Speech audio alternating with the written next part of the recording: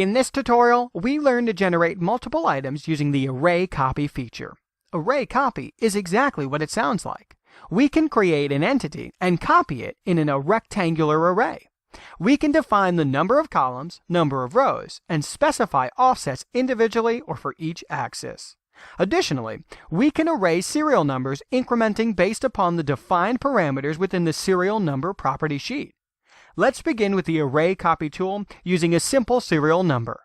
Start with a new job and place a serial number entity. For this example, we'll use the number 1 with an increment of 5.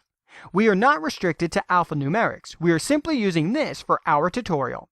Once we have the serial number created and selected, left-click Edit from the toolbar and then Array Copy.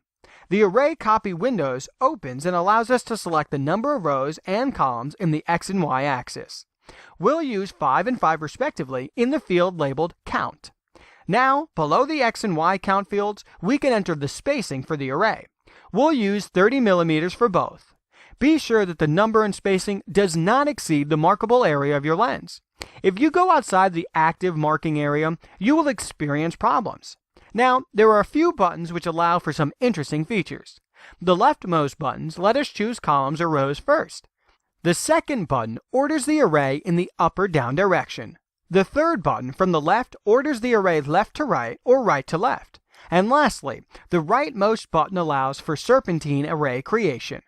Now we have a section specific to serial numbers with 2 radio buttons, labeled Adapt and Associate. Adapt, if checked, will allow for the enumeration of the serial number.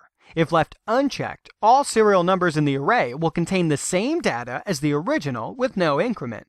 Associate is used in conjunction with the Adapt feature and ensures that there is no enumeration of the original serial number.